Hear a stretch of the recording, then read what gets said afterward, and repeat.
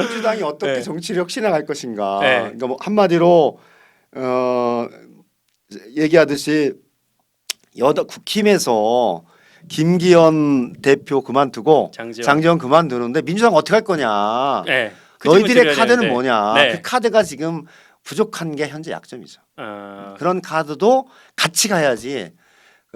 이런 양념과 아까 얘기했던 이 메뉴가 잘 조합이 돼야지 앞으로 나가는데 이게 좀 현재 민주당이 약한데 저는 이제 그런 문제에 관해서 민주당에 있는 그 해당되는 분들도 고민을 하지 않을까 그렇게 보고 있습니다. 사실 바로 다음에 이제 드리고자 했던 질문이 그거였어요. 국민의힘에서 장제원 의원, 윤핵관이라고 이제 일컬어지는 장제원 의원, 뭐 용태, 뭐 김기현 대표 아주 드라마틱하게 이번 주 지난주 상황들이 전개되고 있는데 도대체 민주당은 뭐 하고 있나? 뭐 뒤에 물 밑에서 꿈틀거리고 있는 어떤 대안 방안 같은 건 없습니까? 사실은 다 생각을 하고 있겠죠. 그러니까 국힘은 40일 동안 그 이뇨한 혁신위원장을 가지고 허리호드 액션을 한 거죠. 네. 사실 그 10월 보궐선거에서 지금과 같은 게 사실 필요했던 거죠. 네. 김기현 대표 사퇴하고 이렇게 해야 되는데 그거를 이뇨한 혁신위원장으로 40일 끌은 거죠.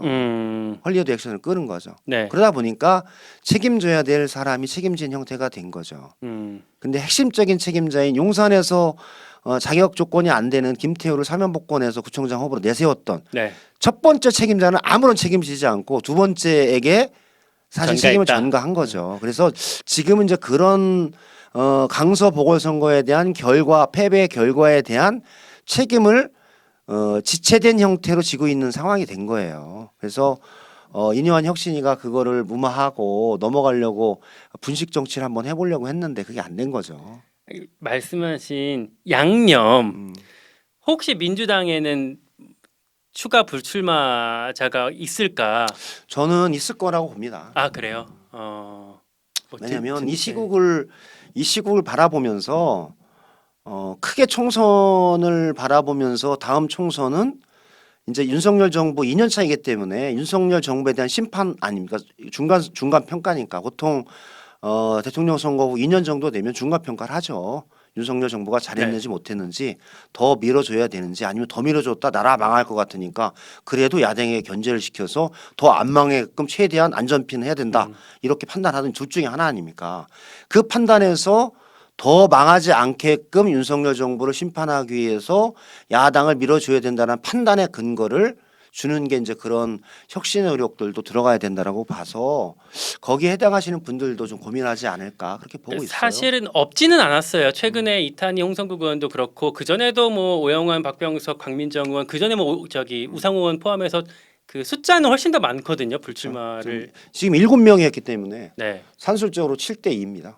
산술적으로는 그런데 이 보이는 메시지 상징성은 사실은 이분들이 그동안 민주당 아까 보여드렸던 민주당 지지도가 32%에 머무르게 하는 데 있어서 이분들이 정말 원인의 큰 부분을 차지했냐라고 하면 또 그것도 갸우뚱할 만한 대목인데 이분들 말고 상징적인 뭐 다른 분이 뭐 있지는 않을까?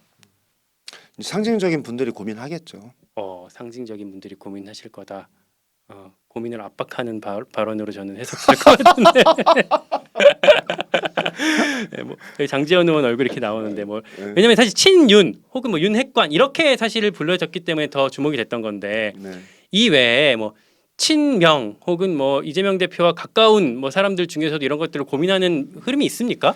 그러니까 보면은 여당과 야당은 확연히 틀리잖아요. 네. 여당은 권력을 가지고 있지 않습니까? 자원과 예산, 인사를 할 수 있는 그 힘을 가지고 있는 거 아니에요. 한마디 예산 660조를 편성할 수 있는 권한, 정부 기관과 산하단체 인사를 쓸 수 있는 인사 권한 가지고 있기 때문에 그에 합당한 형태의 윤핵관이 존재하는데 책임을 지는 사람이 그렇죠. 있다는 거죠. 야당은 사실은 반대, 어포지 파트, 반대하는 당이잖아요. 야당의 본래적인 역할이 그렇기 때문에 객관적인 한계가 있는 거죠. 그리고 역할의 차이가 있기 때문에 지금은 가장 잘 싸우는 사람들이 야당의 역할을 하는 거죠. 그래서 형식 논리로 돼서 왜 그 윤핵관은 있는데 이핵관은 없냐 네. 이렇게 형식 논리를 갖다 대면 이 대통령제 하 권력 구조 하에서는 적절하진 안 않다. 맞다. 그러나 예. 오랫동안 정치를 했다든지 하셨던 분들이 결단을 하거나 하는 거는 필요하다. 그래서 박병석, 김진표 의장은 결단을 하신 거고 또 우상호 의원님도 386의 맏형으로서 자기의 책임과 역할에 대한 부분을 가지고 한 거고 그리고 의회에 진입했던 홍성국, 이탄희, 강민정, 오영환 의원님도 나름대로 민주당의 구성원으로서의 자기 역할과 책임에 대한 부분을 했던 것 같아요. 그래서 좀 시간을 지켜봐야 되지 않을까 그렇게 보고 있습니다. 알겠습니다.